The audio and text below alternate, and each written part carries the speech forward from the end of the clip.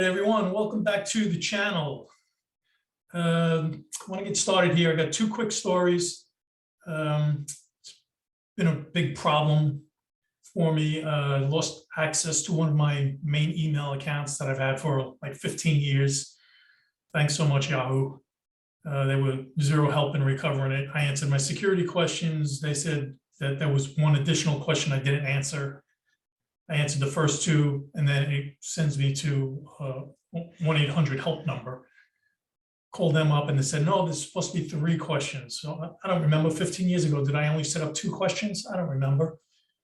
So that was useless. And the recovery emails were emails prior to getting that account. So that was useless. So my advice to you guys, make sure you update your recovery emails or phone numbers, whatever else you need to update for your email accounts. So I lost a lot of information there. A lot of archives on corrupt cop stories, things like that. I was backing them up on a new email account, but I don't have all of them, so I lost a lot. So I've been doing research for new corrupt cop stories. Let me tell you, there are, I don't know if cops are getting smarter or they're just not being corrupt anymore. There has been nothing like what we were doing back in the 80s and early 90s regarding corruption. Most of the stories out now are cops being arrested for DUIs and cops being arrested for domestic dispute assaults, things like that. It took a lot to find these 2 stories. And the second story was actually sent to me by a couple of friends who are up in the New Jersey area, because that's where the story comes from. All right, so the first story, and I could go back to some of my old archives that I backed up to do some corruption stories, you know, more like us stealing drugs and money. I might have to do that if the current stories don't come out as often, because it's been a while since my last video. All right, so this video is regarding a cop from Atlanta. His name is Lionel DeLay, D-E-L-Y, 32 years old. He was a 7-year veteran, and he got arrested for raping a woman, but it wasn't done on duty. In his off-duty hours, he was, I guess, because it's his off-duty hours, he's probably going to get charged with impersonating an officer too. He was stopping women and saying he was conducting an investigation on them, and then he proceeded to rape one of them. This happened February 2nd, and he was, I think he turned himself in the 11th. He was turned himself in the 11th. Usually this is odd too. Usually cops charged with crimes get suspended, and then coming on the outcome of the trial, or, you know, if there's no trial, if they plead guilty, they get fired from the job. He was already fired. So, and they're only conducting the investigation that he raped her, but he did turn himself in. So maybe he pled guilty and it just doesn't say it in the stories that I've read. He did turn himself in, like I said, February 11th. I don't know what the hell this guy is thinking. Conducting fake investigations and then raping a woman. So that's a pretty brutal crime. Obviously, I'm sure there'll be lawsuits against the department and Lionel himself. All right, second story is sort of similar. It comes from New Jersey. Like I said, a couple of people wrote me about this story that live up in that area. It's a New Jersey state trooper. His name was Maurice Prather, 39 years old. And this happened in 2016. He was fired in 2017. But the reason it's in the news now is because the woman won a lawsuit against the department. So what happened with him was, this was while he was on the job, he was pulling women over And while he pulled the woman over, a lot of people now have their insurance information on their smartphone. I don't know how smart this is, because she handed over this particular woman. Oh, there's multiple women he did this to, but the one who won the lawsuit, she's from New Orleans, and she won a $250,000 lawsuit for this.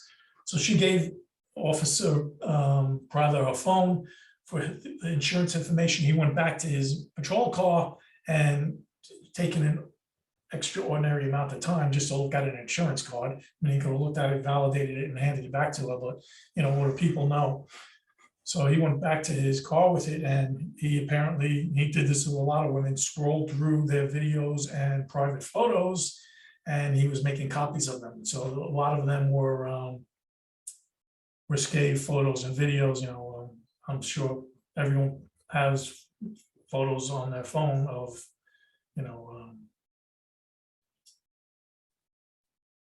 partially clad, dressed, partially dressed, maybe possibly nude photos, and sending back and forth with your loved ones, whatever.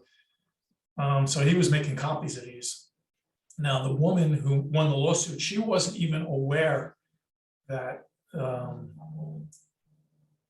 this had happened. IAD, while investigating other women's complaints on Officer Prather, found her video on his phone. And they contacted her, and then she initiated a lawsuit, and she won $250,000 just recently. So, all those people are saying, you need outside agencies to police the police. IAD did do the right thing here. They found this video of this woman, and they contacted her. I mean, they could have buried it and hid it. But they were very open. They contacted her. They did the right thing. So he's, I don't know if he's fired yet. What do I got here? Yeah, I did. I just said he was fired in 2017, and he pled guilty to doing this. So then it did not, this current story about the lawsuit didn't say if he served any time or not. So, and there are other suits pending from other videos and photos that he downloaded from other victims. So there'll be some more, and based on the first lawsuit being won, I'm sure these other lawsuits will be won also.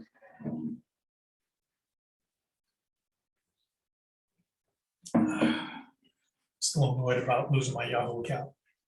Okay.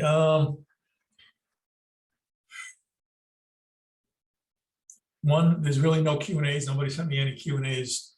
Send in your Q&As. So for the next video, there is one update on the 7.5 movie Hollywood version. The new writer is Bo Wilmon. For those of you who don't know Bo, he was a writer on The House of Cards, very popular TV series on cable. That starred Kevin Spacey, and then I guess it ended after Kevin Spacey had his problems. So Paul Wilmon is the new writer. He is working with Ben Stiller still, who is still the director. And hopefully this gets moving. I mean, at this point, the production of this movie, if it ever does get completed, is actually taking longer than the actual crimes we've committed. So that's something to think about, how slow Hollywood moves, man. I mean, we were doing crimes and got away with it for 7 years before we were arrested. And this is all now played out for over 10 years. Producers of the documentary contacted me back in 2012. This is now, 2022. So this is going on for 10 years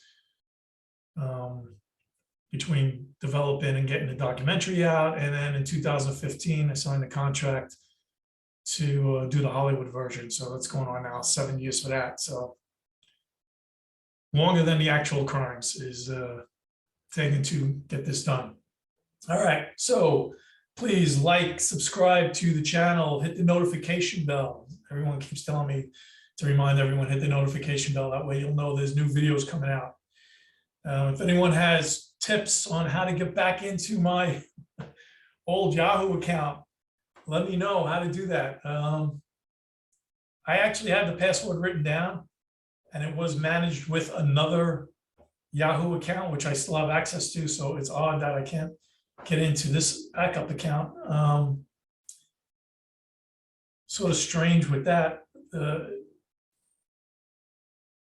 passwords were the same, and it works on the main account, but not this account. So maybe it has something to do with my computer updated and the browser updated, and I guess all my password information was wiped out, but still I had the password written down, and it's the same password I used for the other account, so it should have worked. I don't know what it is, and Yahoo, like I said, Yahoo was no help. That's that. So thanks for stopping by, and see you guys on the next video. Appreciate you all. Thank you so much.